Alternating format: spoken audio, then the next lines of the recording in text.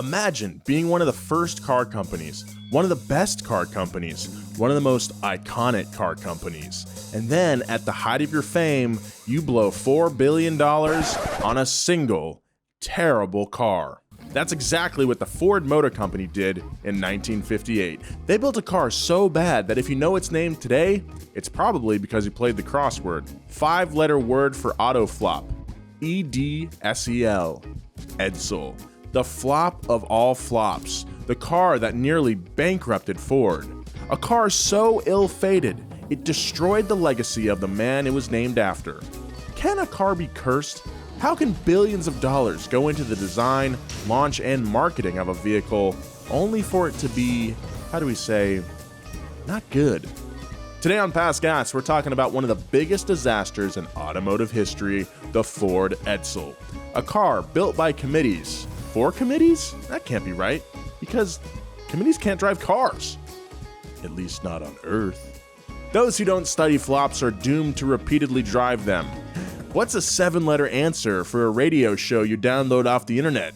P-O-D-C-A-S-T, podcast. Or on second thought, Past Gas. Past Gas Podcast. It's about cars, it's not about Fords.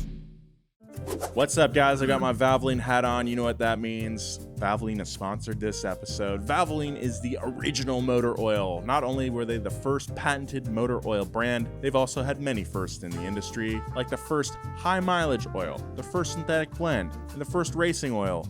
They've never stopped innovating. These guys are the OGs of oil. They are constantly reinventing formulas to provide the ultimate protection for every engine on the road today, including mine. I use Valvoline in my car, and you should too. Every motor oil Valvoline makes has been reformulated to provide 40% better wear protection than industry standards. That's a big number, guys. They could have done 10% better. That would have been a nice little talking point, but 40% better. Come on, son. Valvoline is proven to maximize engine life by fighting the 4 main causes of engine breakdown: heat, friction, wear, and deposits. Another reason we love Valvoline here at Past Gas, they're synonymous with some of racing's greatest figures. I'm talking Mark Martin, Cale Yarborough, AJ Foyt, and our new NASCAR Cup champion Chase Elliott in that number 9. Let's go. So, do yourself a favor and make sure you choose Valvoline. Head on over to valvoline.com/original and find the right oil for your engine. Valvoline, thank you very much. PASTGS. Whoa! I never even realized that. Follow the money, dude. Dude, follow the money. 7 letters, Past Gas. Many of the same letters, too. Dude, also, Whoa. if you say Past Gas backwards, it's Sagst Sap. Sap. Did you guys ever have yak backs? Yak backs? Yeah, it was a little tiny recorder that you say a phrase and then you press backwards. Yeah. Right. I thought you meant like a meat, like a yak's back. Oh, no. Yak back bacon, like that kind of stuff. Yeah, I've been watching a lot of this show, Meat Eater. Oh, yeah. On Netflix. I love it. I want to go hunting. I think it's cool. You think you have it in you to like gut a big moose? Maybe. I think the first wall I'm going to run into is the hiking. Yeah, that's a big part of hunting. Well, this has turned into Dadcast, but that is not the show we are today. We are Past Gas. I am your host, Nolan Sykes, joined as always by James Remington Pumphrey. Well, hello, little boy. Pleasure to see you again. That's my new catchphrase. I'm trying to get it on a shirt. Wow, yeah. Just like big on the back. Well, hello, little boy. Pleasure to see you again. And just a monocle. Yeah. And okay. And we got cold weather Joe Weber over there. Keep it warm. Why am I cold weather? I thought it was going to be a gun name. Well, I mean, you were talking about how you want to live on an island in Alaska. James was talking about hunting. And that's how I choose the nicknames every week now. Whatever. Okay, I love that. Yeah. And well, today we're talking about Edsel Ford and the car named after him. Speaking of Ford, I just picked up this original Ford GT40. Whoa, it's so much smaller than it looks in pictures. Yeah, I could not fit in that thing. Yeah, it's really hard to get into. But I also got this one, which I'm so excited about. A Delta Integrale. Oh, Delta. Ooh, Yeah. that's a good one. What the hell? Where'd you get this? At the cool stuff store? Yes. Anyway, let's get into it. The first chapter of the Edsel was written long before the car's launch in 1958. To figure out why this car was such a disaster, we need a little bit of Ford history. Good thing we're an automotive history show. Edsel Ford was born in 1893 in Detroit. He grew up in the Motor City before it was the Motor City. His entire childhood, he had a shotgun seat to watch his father, Henry Ford, build the automotive empire that shared his name. Big shoes. Big shoes to fill. Big shoes. You know what they say about big shoes? It's hard to fill them. Mm-hmm. Edsel seemed to share his dad's passions. He grew up tinkering with cars and learning everything there was to know about engines and design. Edsel looked up to his famous father, but unlike Henry Ford, Edsel was a kind man who enjoyed the finer things in life. He was stylish and aristocratic, in contrast to Papa Henry, who famously hated anything frivolous or luxurious. Yeah, like having a private chef at your camping trips. Yeah. And roughing it. electricity at your camping trips. Do we have to revisit the 69 square? No, we don't have to get into him 69ing with Edison, but it happened 100% for sure. Henry Ford did 69 with Thomas Edison. Well, for a more substantiated example, whenever Henry visited Edsel's house, Edsel had to hide his fine wine collection. Wouldn't want your dad to know that you had the good stuff. Do you guys have a wine collection? No, not for very long. No. Yeah, I've got a couple wines. Why? Why me?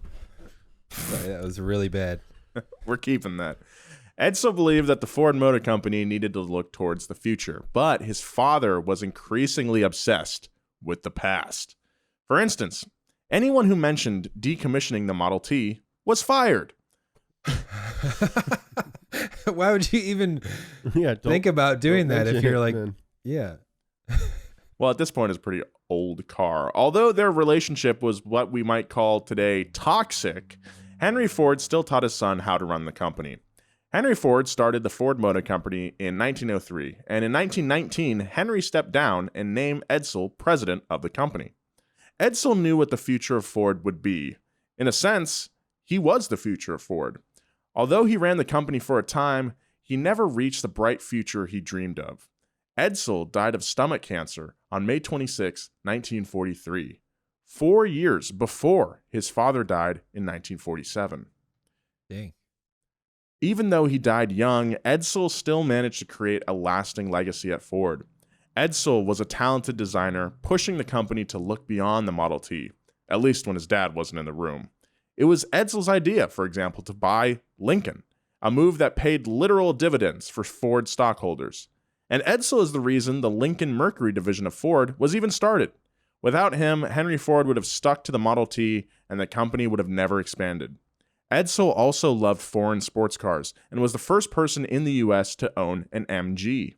On top of all that, Edsel was a generous philanthropist and patron of the arts, unlike his dad, who didn't, quote, believe in charity. Oh, God.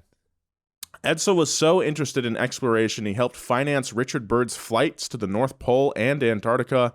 In fact, Edsel Ford has several mountain ranges in Antarctica named after him. And they're all flops. They're all the least successful mountain ranges. We had high hopes for this mountain range, but it's barely dangerous. If Edsel had lived longer, Ford might have been a different company. And Edsel might be a 5-letter word for successful genius. But it wasn't meant to be. Instead, control went to Edsel's son, Henry II, a.k.a. Hank Deuce. Hank the Deuce, who inherited the company before he was ready.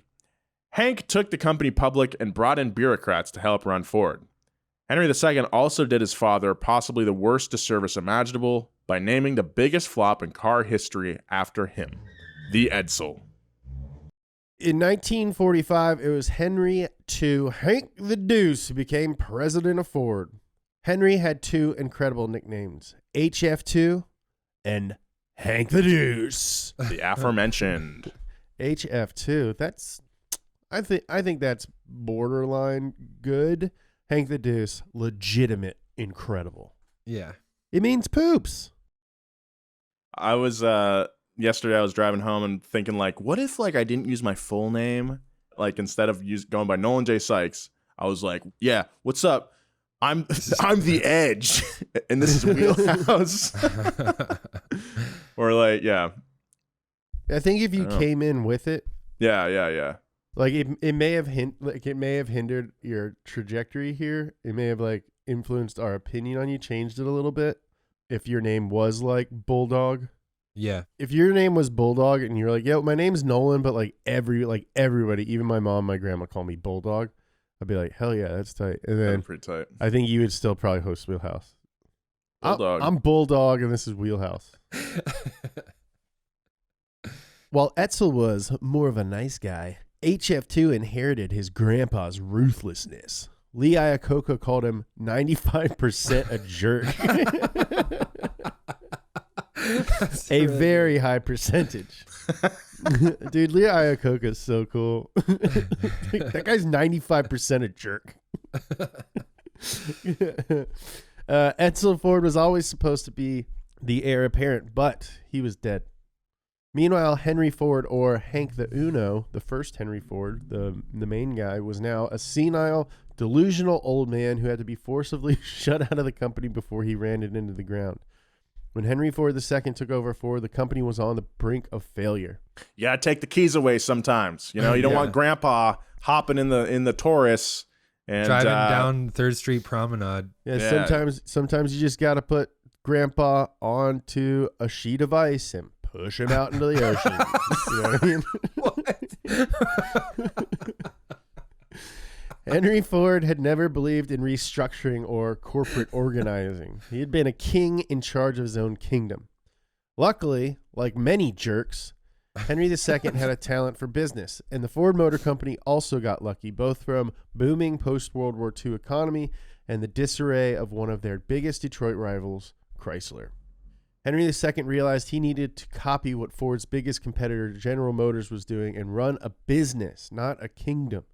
He hired a new VP, poached a ton of former GM execs, and set up a company with clear departments and procedures. HF2 also hired a group of former Army Air Force officers who all had business degrees to come in and run analytics for the company.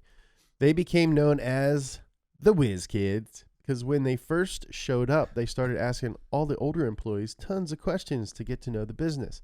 They were nicknamed the Quiz Kids, which morphed into the Whiz Kids.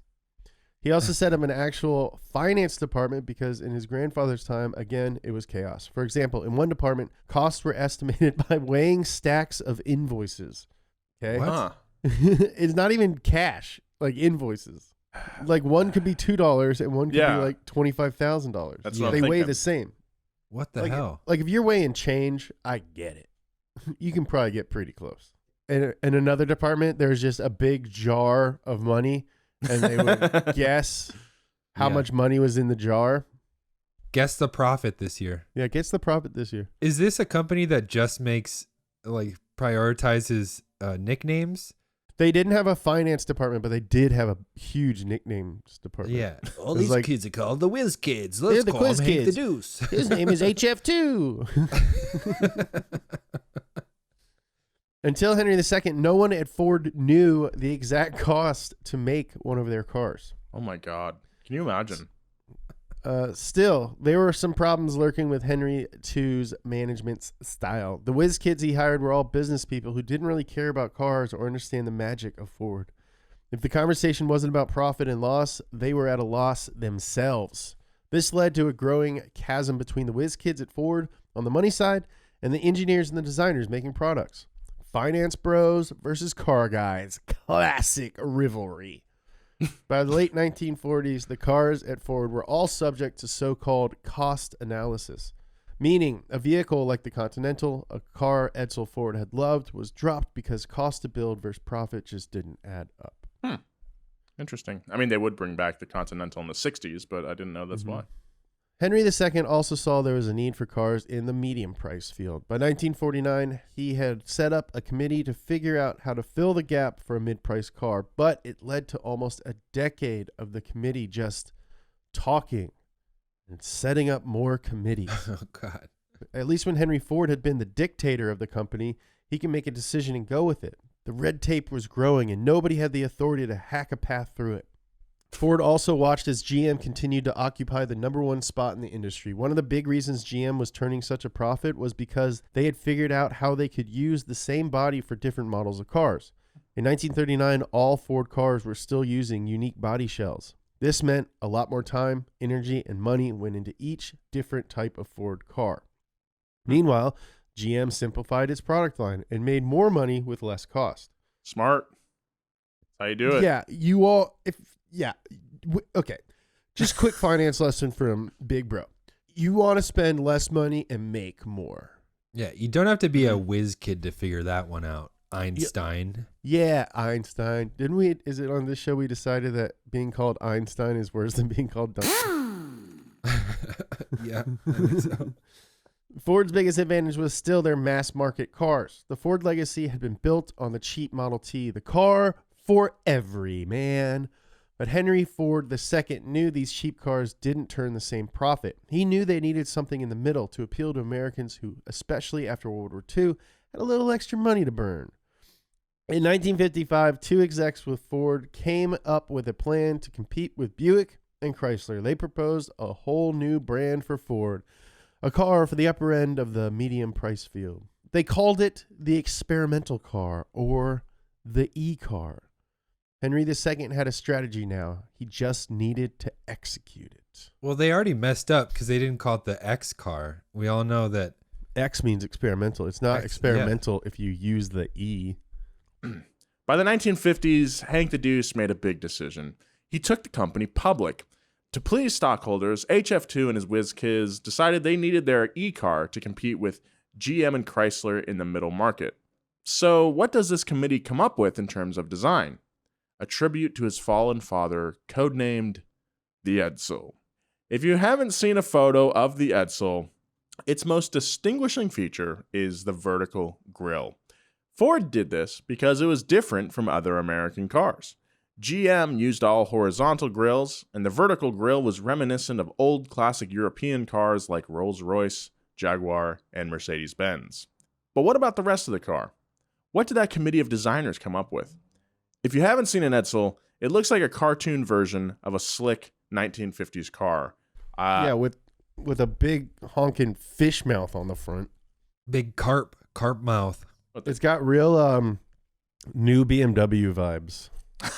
Oh, yeah. It does. Yeah, right? Oh my Yeah. God. Good Lord. Yeah, it's not a good looking car. Looks like a vacuum. So yeah, you got that large vertical grille. It also has a split front bumper, which is pretty sick. The bumper's cool. It also has side indentations or a scallop running from the rear quarter panel across the back to the other side. Taillights are in a gull wing style with little protection from damage. The backup, the reverse light lenses are in a separate chrome housing between the taillight and bumper. It's just kind of ugly, you know? Yeah. This car, there's like so many elements.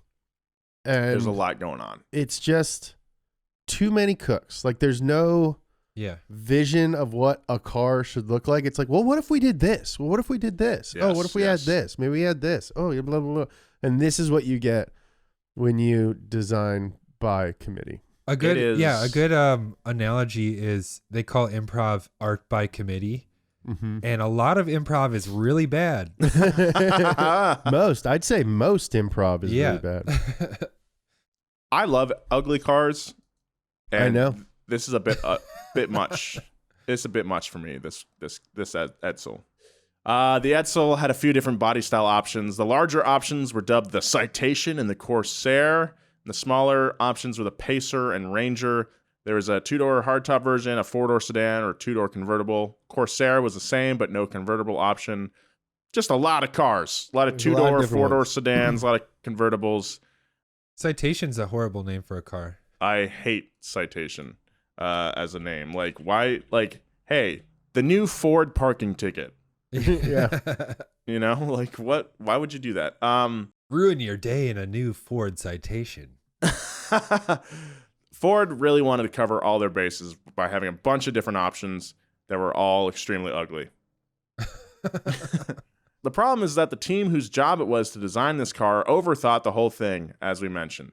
For example, here is some of the memo from the Edsel designers describing the car. Quote, functional and aesthetic integration. Frontal theme combines nostalgic touch with modern straightforward vertical thrust.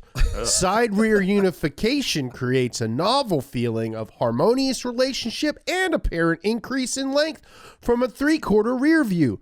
Trend-setting rear end. Theme with rigorous recognition value.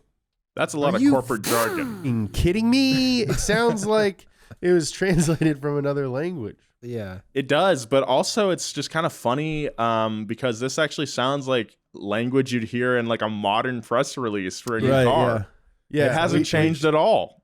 Yeah. It's a little robotic, but like not by much. Trend-setting rear. Yeah. That's what they describe Nolan's butt as. Hey, dump truck. Yeah, Let's go. we all went and got butts like Nolan once we saw his. Right? Anyway, back in Edsel land. In 1955, when the first model of the Edsel was shown to a boardroom full of executives, it was given a standing ovation. No. They looked at that vertical grille and the two-tone color scheme and the scallop siding and that as functional and aesthetic integration and thought, yes, this is what's going to save Ford. It's good to know that even back in the 1950s, corporate business people were still bullshitting their way to the top and patting themselves on the back all the way. The Edsel is a very funny-looking car. The front grille really does look like a Georgia O'Keeffe painting. I wasn't going to say it, but totally does. The overall design is very goofy. But it was a case of people just failing upward and continuing to think they're making something great. A pile-on of design, if you will. A Robert Downey Jr. Dr. Dolittle of car design. I've never seen that movie. Nobody neither. has. It's the only movie that nobody's ever watched. The man went from being Iron Man, one of the most iconic characters of the decade, to Dr. Dolittle. All right. Let's keep it moving. All right, and the crappy about the pylon and overthinking didn't end with the design of the Edsel. Even naming the car was overcomplicated. Like everything else with the development of this car, the process of naming the e-car took months. At first, the executives at Ford assumed that the car would be called the Edsel, but the whole Ford family really hated this idea. Henry II didn't want to see his dad's name on millions of hubcaps. And Edsel Ford's widow, Eleanor, hated the idea of her husband's name being on a car. Maybe she is the only one who knew what a failure it would be. So once again, a committee of people got together to come up with different names for the e-car. And once again, they made it too complicated. So here are the 6 rules for naming a car in the 1950s according to the Ford Motor Company. Number 1, the name shall be short, so it will display well on dealer signs. Like it. It shall have 2 or at the most 3 syllables to give it cadence. Expedition kind of broke that rule. It should be clear and distinct to aid in radio and television identification. So no Ford like Yeah, no Ford. introducing the new Ford. The new Ford. Yes. It should start with either the letter C, S, J, or F. What? Subject to calligraphic sweep for ornaments and advertisement signatures. So I just think those that's letters cool. because they look cool in In cursive. yeah. That's why that challenge, like Dodge's Challenger logo in like Yeah. that font. Oh, mwah. Number 5. It should not be prone to obscene double entendres or jokes, nor should it translate into anything objectable. So we can't call it the Ford Wiener. All right, we can't call it that. Throw away the gunch. That's not considered anymore. We cannot call it the Ford butthole. And then, and then finally, it should be American. Cool. That's Okay. checked off already. Well, like Chevy has the Monte Carlo, so I guess like Oh maybe, yeah. Even with all of these rules, Ford had trouble thinking of a name for the e-car, so they hired an outside ad agency, but not before asking 11 different ad agencies to make formal presentations. Oh my God. Again, this is all just to figure out the name of the car. The RFP must have been gnarly. Foote, Cohn, and Belding, a Chicago-based ad agency who obviously is great at naming things, was hired and came up with 6,000 names. One way they generated names was by telling all of their employees that whoever came up with the winning name would win a car. Honestly, good strategy. Even with hiring an ad agency, executives from Ford were nervous that they wouldn't be able to come up with a name in time. So they asked a local poet, Marianne Moore, for suggestions. Apparently, Moore knew nothing about cars, didn't care about cars, but liked the idea of naming a car. So she came up with some great names, including, but not limited to, Intelligent Bullet, Utopian Turtle Top, What? and Dante con moto. Ooh, that one's kind of tight. That's what I want. I want to name myself that. Yeah. James Pumphrey, the Kentucky Cobra, and Date con moto. Wow. So andante means to go in Italian. To go with motor, basically. Yeah, dude. On Date con moto. That's my fucking new nickname. It rules. To go with car on Date con moto. Ford did not pick any of her names. In fact, they didn't even pay her for her time. Oh, what? Instead, the two execs who had hired her sent her flowers on Christmas and called it a day. Cool. Cool. Finally, after several months, FCMB, the ad agency, submitted their top 4 names: the Citation, Corsair, Pacer, and Ranger. But after all that, the committee hated every one of those names, even though all of those names would go on to be used. The agency brought out the second-tier reject names, including Edsel, and one of the executives basically said, yeah, let's call it that.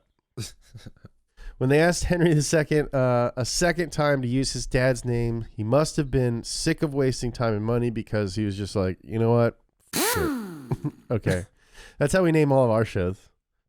After months of brainstorming, market research, hiring outside firms, making a poet work for free, I think poets have to work for free. That's a law. And spending thousands of dollars, Ford went with what everyone assumed the e-car stood for in the first place. In 1956, Henry II, Hank the Deuce, announced to the world their new car would be named after his dead dad, the Edsel. This is the new Ford Dave. Yeah, like what if Wendy's named a sandwich after Dave? Yeah. They call it the It's Dave. got real bits of Dave in every patty. God, no. That's actually not that weird if they would call The Dave? Oh, it'd be great. like the Big Dave. Yeah. Big Dave, dude. That was my dad's nickname. Yeah, My and he, dad's name is Small Jim. really? Small Jim's like a really cool nickname for like a keyboard player or something. Yeah, I'm sure he would take offense to that, though. Now that Ford had the car designed, built, and named, it was time for, drumroll please, marketing. The ad campaign began in 1956, and like everything else with the Edsel, it was overly complicated. Before Ford had built the car, they had done some market research, including an analysis of the cocktail mixing abilities of the buyers of various brands. You know, because how a person makes a drink really tells you what car they're going to buy. They took the market research and tried to advertise the car to upwardly mobile, middle income, and professional families. At this point, you'd think Ford would finally be ready to show off their car to the general public. But politics at the Blue Oval kept getting in the way, with different execs having different ideas for how to best sell the Edsel. One of these execs, Fairfax Cohn, cool name, That's a sick name. didn't even want he didn't want an ad campaign because he wanted the car to speak for itself. It's a very forward-thinking, Tesla-esque way of going about it. Here's an actual quote from Cohn. We think it would be awful for the advertising to compete with the car. We hope no one will ever ask, say, did you see that Edsel ad in a newspaper, magazine, or on television? But instead, that hundreds of thousands of people will say and say again, man, did you read about the Edsel or did you see that car? That is the difference between advertising and selling, okay? Okay? All right, dude. Like, I don't know why you're getting so worked up about this. Yeah. An Edsel thing you wouldn't understand. Another executive, Larry Doyle, was in charge of the actual dealerships and made some similarly questionable decisions. He set up all new Edsel dealerships before they sold the first car, and without anyone at the dealerships having seen the car when they signed on. By 1957, he had set up 12,000 new Edsel dealers in the U.S. So by 1957, there was no stopping this train wreck. They had commitments to all of these dealerships, and still, no one had seen the car yet. Always a bad sign. Anyway, in June 1957, Ford had set aside $250 million for the launch of the Edsel, and that's 57 money, dude. That's Whoa. Yeah. that was just for the launch. It was over $1 billion in today's money. Good Lord. Not only were Ford execs spending tons of money, but they're keeping everything top secret. They even shipped an Edsel, totally wrapped up and under security, to Los Angeles to film a commercial, and every person on the cast and crew had to keep the car a secret with NDAs all around. Luckily, smartphones were not a thing back then, although if someone did take a picture of an Edsel, it would probably break their camera. Zing. Yeah. Got him. Yeah, dude. Dude, you are wilding out. Whoa, dude. All right. Big thanks to Duke Canada for sponsoring this episode of Past Gas. If you're a fellow whose resting body temperature rivals that of Las Vegas pavement in mid-July, chances are standard antiperspirants probably don't give you much relief. I'm one of those guys. But before you resign yourself to a life of perpetual pit stains, know this. Duke Cannon Dry Ice Cooling Antiperspirant is made for guys who run uncomfortably hot, like me. I'm a big sweat bag. Its moisture and friction activated cooling system is formulated with menthol to give you an all-day sensation of standing under an air conditioner cranked to high, not a heat lamp stuck on broil. Available in refreshing menthol and eucalyptus, and also peppermint and musk scents, Dry Ice uses activated charcoal to effectively combat sweat and stink.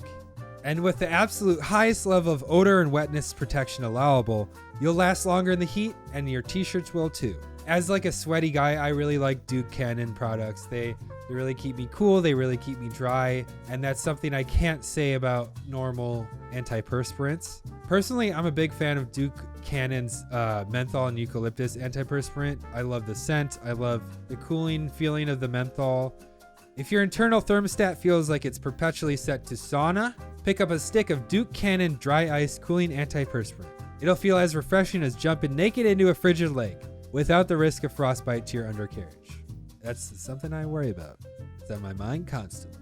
Visit DukeCannon.com and use promo code PASTGAS, one word, for 10% off your next order. Plus, get free shipping with orders over $20. A curated collection of Duke Cannon products are also available at select Target stores. Thank you, Duke Cannon, for sponsoring this episode. You're the hiring expert at your company, right? And what you need is help making your short list of quality candidates. You need a hiring partner who helps make your life easier. What you need is Indeed. Indeed is the job site that makes hiring as easy as 1, 2, 3. Post, screen, and interview all on Indeed. Get your quality short list of candidates whose resumes on Indeed match your job description faster, only pay the candidates that meet the must-have qualifications, and schedule and complete video interviews in your Indeed dashboard. Indeed makes connecting with and hiring the right talent fast and easy. With tools like Indeed Instant Match, giving you quality candidates whose resume on Indeed fits your job description immediately, and Indeed Skills Test that on average reduces hiring time by 27%. You can choose from more than 130 skills tests or add your own. Then add your must-have requirements so you only pay for applications that meet them. According to Talent Nest, Indeed delivers 4 times more hires than all other job sites combined. If I was hiring, I would definitely use Indeed.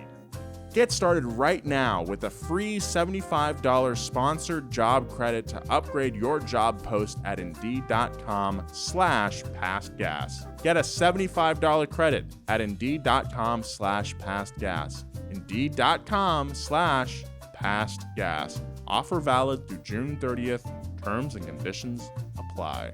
If you're hiring, you need Indeed. A few months before the official E-Day, a teaser ad was dropped in Life magazine where they showed a blurred picture of the Edsel in the distance with the words, "Lately, some mysterious automobiles have been seen on the roads." 2 weeks later, they put out another teaser ad with a picture of the Edsel under a car cover with the words, "A man in your town recently made a decision that will change his life. He's leaving his wife." Yeah. Not ominous at all, just your standard car ad. You know, who wouldn't want to buy something with ads like those?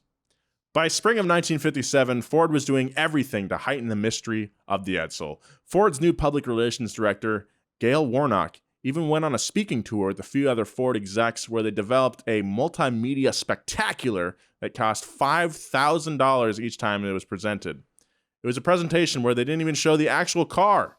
It was basically $50,000 in today's money to give a 1950s version of a TED Talk. Again, without showing the car. Getting closer to the launch, Ford did a formal press preview where they invited 250 journalists and their wives to Dearborn, Michigan for a formal presentation and test driving of the Edsel. But even this was over the top. In the 50s, none of the journalists were women. No. And, Right. if they were, their husbands would not let them go somewhere for work. Yeah. Unlike a normal press day, 71 of the journalists were given a new Edsel to drive home and deliver to dealers in their hometowns. The whole cost of this big day was nearly $1 million in today's currency. It's a lot of money to show off a new car to the press. I do have to wonder how, like, James, you and I, we went to Park City, Utah for the launch of the Edge ST. Uh-huh. And I have to wonder how much that cost. So we don't do it anymore, but we used to get invited to these press event things. And it's just a bunch of journalists. You have really nice food. You drive the car around for a day. Then you have really nice food. And then you drive a little bit more. And you stay in a really nice hotel. And you just eat all this really nice food. And you get really cool gifts. I love it.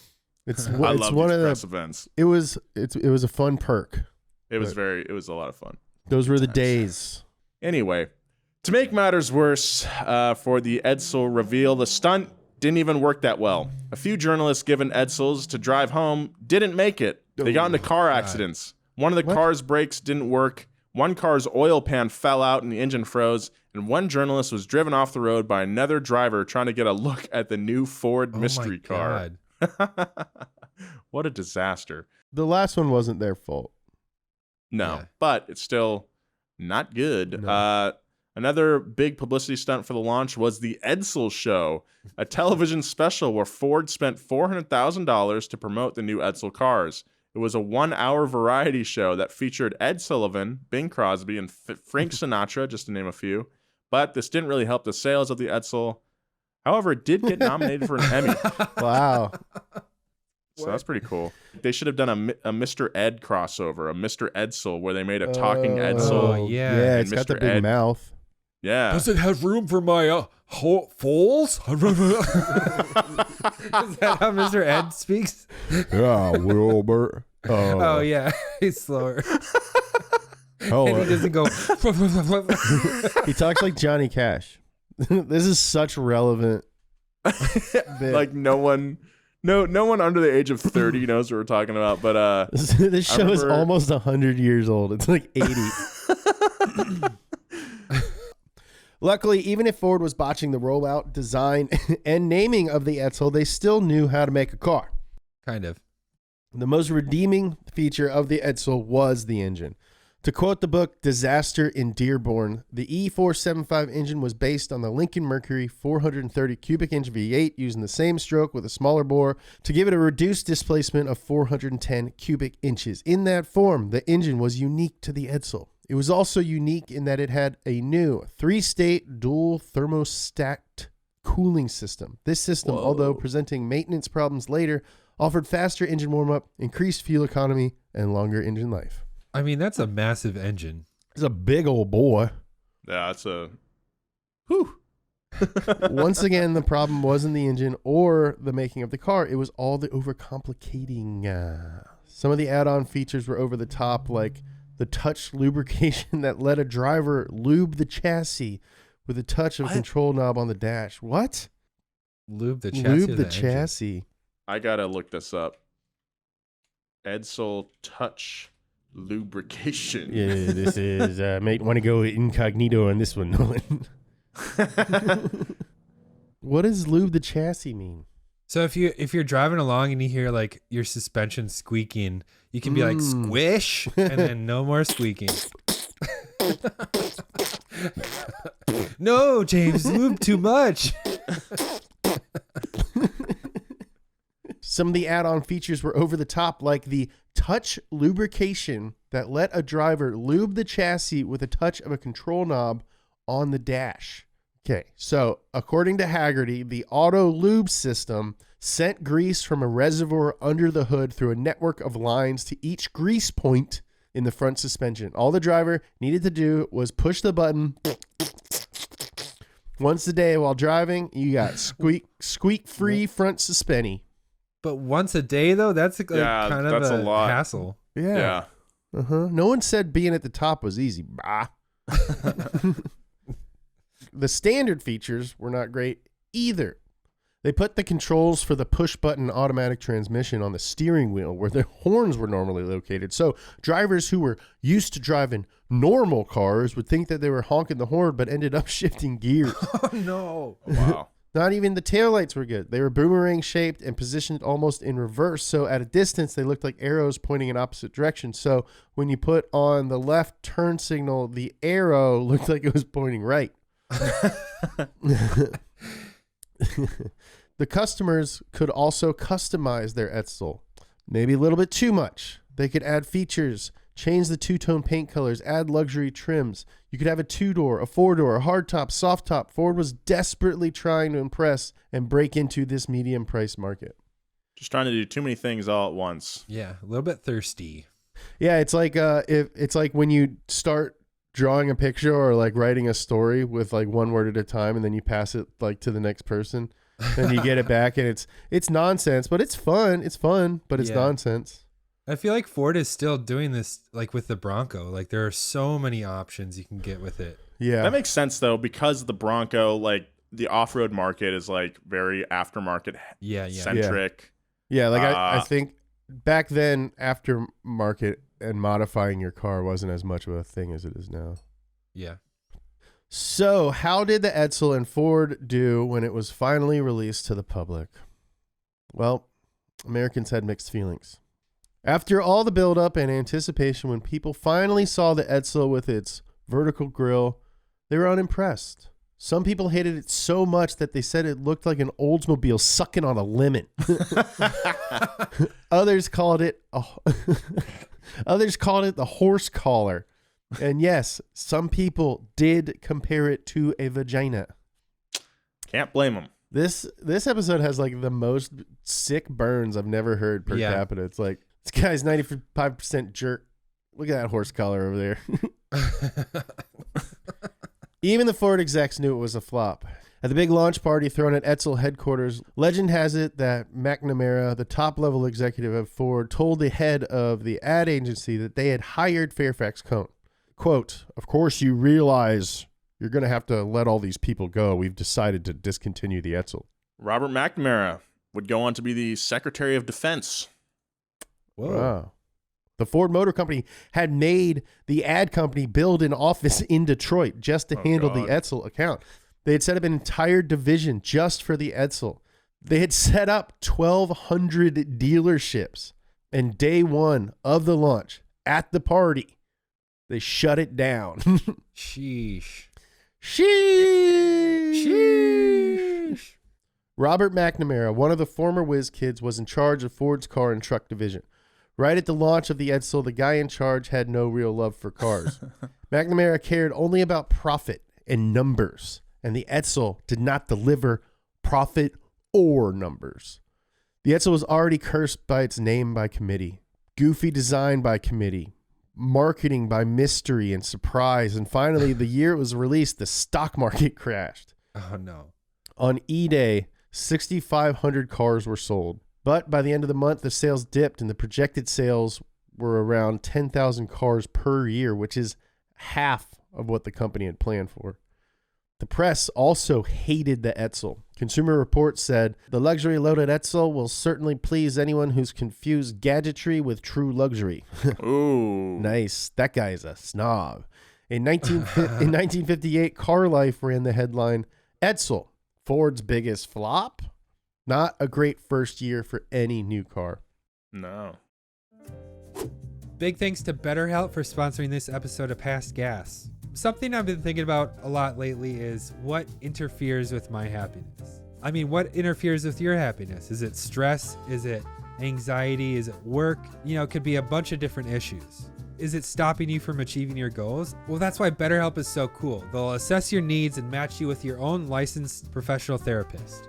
And what's even cooler is that you don't have to go into an office. You don't have to wait in a waiting room with other people. You connect in a safe and private online environment with your own professional licensed therapist, and it's honestly very convenient. You can start communicating in less than 48 hours. This is not a crisis line, it's not self-help, it's professional counseling done securely online. And you can send a message to your counselor at any time, 24/7. You'll get timely and thoughtful responses, and plus you can schedule weekly video or phone sessions. All of that without ever having to wait in a waiting room, that is amazing. I personally love how convenient BetterHelp is. BetterHelp is committed to facilitating great therapeutic matches, so they make it easy and free to change counselors if you ever need to. Plus, it's more affordable than traditional offline counseling, and financial aid is available. It doesn't matter where you are, this service is available for clients worldwide. You could be in freaking Timbuktu. They make it super easy to find particular expertise in whatever area you're looking for, whether that's depression, stress, anxiety, family conflicts, LGBT matters, grief, self-esteem, any of that is covered. And everything you share is confidential. It's convenient, it's professional, it's affordable, it's available wherever you are. So there's no reason not to use BetterHelp. In fact, so many people have been using BetterHelp that they are recruiting additional counselors in all 50 states. I want you to start living a happier life today. As a listener, you get 10% off your first month by visiting our sponsor at betterhelp.com/pastgas. You'll get 10% off your first month by visiting our sponsor at betterhelp.com/pastgas. Join over 1 million people who have taken charge of their mental health. Again, that's BetterHelp, HELP.com/pastgas. Thank you, BetterHelp. What's up? I still got my Valvoline hat on. Valvoline is the sponsor of this episode. They're the original motor oil. They were the first patented motor oil brand. They also had the first high mileage oil, the first synthetic blend, the first racing oils. So many firsts. And guess what? They never stop innovating. I tell these guys, hey, maybe you guys should take a week off. They're like, no, we're innovating oil over here, Nolan. They're constantly reinventing formulas to provide the ultimate protection for every engine on the road today, including mine. I put Valvoline in my car. I got that high mileage blend in there. I'm about to hit 160K in the Mustang. I know that the oil is going to treat me right. Every motor oil Valvoline makes has been recently reformulated to provide 40% better wear protection than industry standards, proven to maximize engine life by fighting the 4 main causes of engine breakdown, talking heat, friction, wear, and deposits. Just those dirty deposits. Another reason we love Valvoline here in Past Gas, they've been synonymous with some of racing's greats. I'm talking Mark Martin, Cale Yarborough, AJ Foyt, and current NASCAR Cup champion Chase Elliott. Do yourself a favor and make sure you choose Valvoline for your car. Head on over to valvoline.com/original. Find the right oil for your engine. Thank you, Valvoline, so much for sponsoring Past Gas. Get yourself some Valvoline today. After all that buildup, the Edsel was a flop. The press hated it. The people who bought them hated it. It made less than half of what it was projected to make. And in 1958, Ford consolidated the Edsel with Lincoln and Mercury, making a new Mercury Edsel Lincoln division, or MELD. That's kind of cool. Because of this consolidation, thousands of Edsel division employees were laid off. Financially, the Edsel was selling so poorly, it did not make sense to continue to let it have its own division. By 1959, Ford was already scaling back on all of the models Ford knew Edsels. 3 years later, the Edsel would be no more. The last model year of Edsel was 1960, only 3 years after its launch. If we've learned anything today, it should be never, ever, ever, ever, ever build a car by committee. And certainly don't hire an ad agency to do an engineer's job. Could anything have saved the Edsel? What's a 5-letter word for probably not? Maybe if Edsel, the man himself, hadn't died young. Maybe if one person had taken the reins and said, we aren't going to try and do everything with this car. We're just going to make a good car. Maybe if they hadn't paid Frank Sinatra and Ed Sullivan so much money. Hey, I mean, they did win an Emmy, though, so give them props on that. Or maybe if the economy hadn't crashed the year it was released, we'll never know. But a sweet epilogue is Edsels are now considered very desirable collector cars. A semi-happy ending half a century later. And I will say that I don't want an Edsel at the moment, but I can definitely see myself finding one and doing something dumb to it. Coyote swap Edsel? Listen, every car is cool. I appreciate every car. You don't have to say you want every car. A coyote swap Edsel. No, you won't even put an elephant in your Dodge Dart, dude. I know that's that. I don't want a elephant in that. That's why. But a coyote would be sick in this. Freaking take one, dude. If you got an Edsel and took it to Icon, and they've made like a derelict or like a like one of their resto mods with one of these things, it'd still be an ugly car. Ever. I know it would be, but it'd be different. You know? Yeah. Yeah, but still, you'd have to drive it and park it and maintain it. Dude, in this fantasy where I'm taking cars to Icon willy-nilly, I'm so rich that I don't care that I don't drive it. You know what I'm saying? Okay, that's a good fantasy. I spent a little bit of this podcast casting this movie. Oh, okay. Let's get to that. And I was looking up their pictures and stuff when I should have been paying attention. But can I run some names past you and you tell me if I cast it well or not? Sure, let's do it. Okay. Henry Ford, played by Daniel Day-Lewis. Yes. Right? Yes. But like senile. Yes. Oh, he's gonna like do some, what do they call it? Method acting. Oh, he's gonna get in character like 2 months beforehand. Yeah. And it's gonna be like at moments potentially grotesque. Yeah. Edsel Ford, played by Rafe Fiennes. Okay, yeah. Okay. Yeah. Okay. Mm-hmm. And Hank the Deuce, played by Joel Edgerton. I was gonna say Joel Edgerton. Nice. How'd we come together on that? He's like not even like. Dude. I get, dude. We are friends. This is crazy. Yeah, but Joel Edgerton has to gain like 30 pounds. He's got to gain some weight. He's got to put on some pounds. That's so my second choice, if he doesn't want to do that, and maybe he's too expensive, is to get the redheaded dude from The Master. What's that guy's name? Jesse Plemons. Oh yeah. Oh, Jesse Plemons. Jesse Plemons would be I like that more than I love my boy Joel. Yeah. But Jesse Plemons, I think, would be a great Hank. And again, he's got to gain a little weight. Not a lot, just a little. Follow up. Did you get in contact with the police about that bone? What's up with that bone? No, I got lazy yesterday. It's still in this bag. The bone's in the bag. But I was looking at it some more, and what I found out, after I looked closer, was that the end of it is just cut off. It's not broken. It's not bitten. It's like a clean cut. So like, I don't know. Did someone like chop up a body? Yeah, someone sawed him up. You found it in your yard though, right? Not in my yard. I want to make that very clear. Okay. This is not my direct neighbor, but the neighbor past them. It was falling out of like a retaining wall that was kind of disintegrating. What? Whoa. Yeah. There's a whole body in there, dude. I've been looking. You gotta I've been call the taking police. Alfie on a walk, and I look and I poke at it. You gotta call the police on this. You gotta call the police, Joe. Well, so did I tell you about my neighbor? Her dad is a retired detective, and he took a look at the picture and he said, yeah, for sure that's human.